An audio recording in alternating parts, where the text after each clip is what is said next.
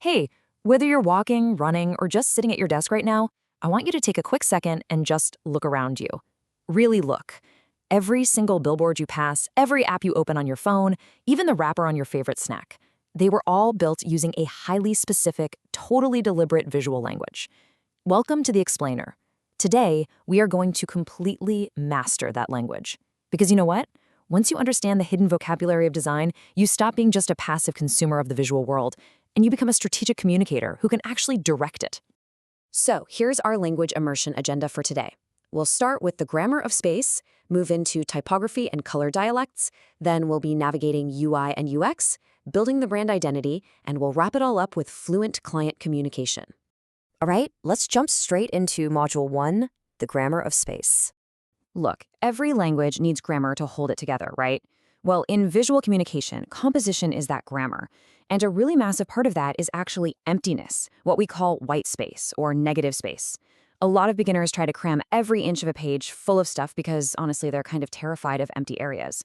But white space is literally like taking a breath between words. It gives the viewer's eye a place to rest, and it subconsciously tells them what not to look at. And to keep all this space structured, designers rely on an invisible skeleton called the grid. It's the secret sauce keeping every text block and image perfectly aligned. Now, once you have your elements mapped out on the grid, you've got to decide who gets to speak first. This is what we call visual hierarchy. Think about it. If absolutely every element on a page is shouting at the exact same volume, nothing actually gets heard. It's just noise. Visual hierarchy is how you strategically use things like size, bold weight, and placement to explicitly tell the viewer, hey, look at me first, now look at me second, and look at me last. Let's actually put this into practice. Here is your very first professional translation, exactly as you'd use it in a big business meeting. When you're looking at a draft and you notice the main headline is just completely blending in with the fine print, you don't say, can we make it pop? No, you say, we need to establish clear hierarchy here.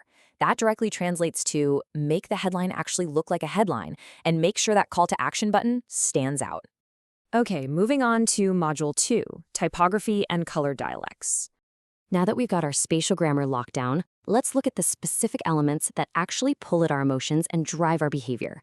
Let's start with typography, the art of arranging type. You really need to be able to spot these two major families instantly.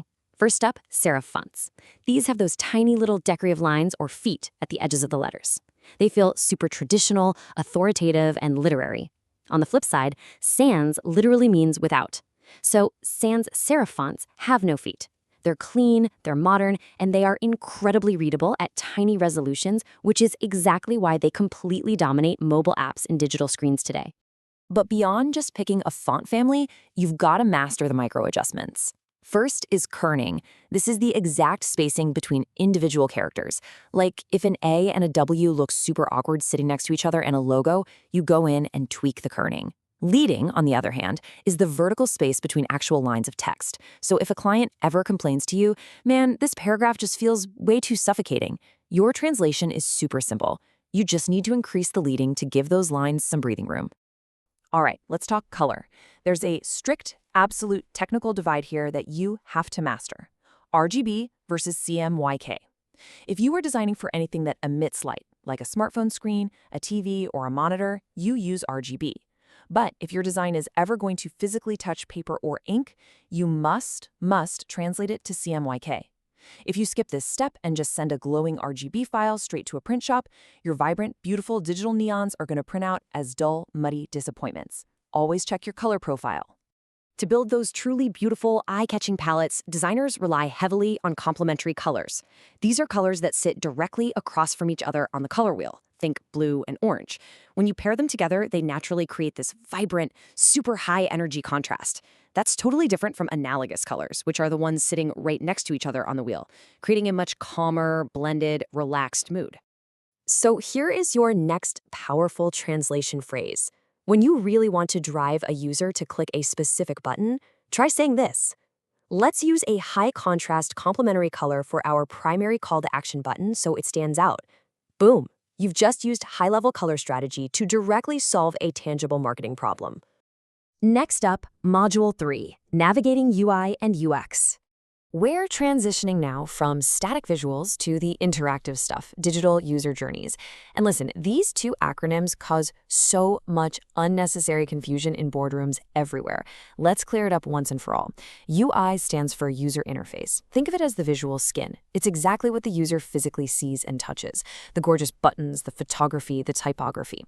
UX, though, is user experience. That's the invisible logic, the structural flow underneath it all. Look, if an app looks absolutely stunning, but you get completely lost trying to find your shopping cart, that is a massive UX failure. Which brings us to this incredibly fascinating concept called affordance. Affordance is a design rule, saying that an object should inherently sort of whisper to the user how to interact with it. For example, a digital button should probably have a slight drop shadow or a distinct border that visually screams, "Hey, I can be tapped." If a clickable element looks exactly like a flat, boring piece of static text, it completely lacks proper affordance. To actually pull this off and lock down the UX before you get totally distracted by the pretty UI details, you've got to follow a strict workflow. Step 1, always build a wireframe. This is a low-fidelity, basic blueprint. No colors, no logos. It literally forces everyone in the room to focus purely on the structural flow. Only after that wireframe is approved and locked down do you move on to crafting the beautiful UI assets and presenting those shiny final mockups. All right, moving to Module 4, building the brand identity. At the end of the day, graphic design rules are meant to solve broader business problems. A lot of folks out there think a brand is literally just a logo, but a logo is just the tip of the iceberg. True rock-solid brand consistency requires a comprehensive brand identity. That includes your specific color palettes, your typography patterns, photographic styles, your layouts, and yes, even your strict rules for how to use white space. All of that gets compiled into a master style guide to ensure every single piece of marketing effectively drives the viewer's eyes exactly where you want them, which is almost always straight to your call to action. And finally, Module 5, Fluent Client Communication. This final step is all about translating those abstract, creative feelings into actionable, technical directions. If you want to confidently talk to web developers and commercial printers, you absolutely must understand the DNA of digital assets. First, we have raster images, like your standard smartphone photos. These are made of a fixed set number of pixels. If you try to blow them up, they get messy, pixelated, and blurry. Vector images, on the other hand, are literal magic. They're built using mathematical formulas, meaning they're infinitely crisp. You can scale a vector logo to the size of a massive skyscraper or shrink it down to a tiny app icon, and it will literally never lose quality. You also really have to consider layout, formatting, and aspect ratio. That's the proportional relationship between width and height. Standard horizontal video, like on a TV, is 16:9. But mobile platforms absolutely demand a vertical 9:16 format. If you try to just awkwardly jam a horizontal asset into a vertical platform without adjusting the actual composition, you create terrible layout friction. You always have to design with a final destination in mind. Now, there is a two-word phrase that strikes absolute terror into the hearts of creative professionals everywhere: scope creep. This is when a client slowly, innocently adds tiny extra tasks. "Oh, hey, can you just quickly format this for a billboard too?" Until suddenly you're doing double the work for the same pay. The only way to protect your time is to establish a strict creative brief from day one. That document acts as your project roadmap and your ultimate boundary. So when a client inevitably drops the classic request to just make the logo bigger, you don't get defensive. Instead, you use your new Fluency. You tell them, "Well, to maintain an elegant aesthetic and protect our visual hierarchy, let's keep the logo size balanced." Boom. You are using professional, undeniable design logic to manage their expectations smoothly. Just take a look at the absolute goldmine of vocabulary we've unlocked today. Here is your ultimate language immersion cheat sheet. We've covered the layout, grammar of composition, and white space. We've mapped out the strategic focus of visual hierarchy. We translated typography styles and color profiles, completely demystified UI versus UX, and even decoded the production formats of vector and raster files. You have absorbed an incredible amount of powerful information in a very short time. Because of the foundation we've built today, you are officially no longer just a passive consumer of the visual language around you. You are a fluent, strategic communicator.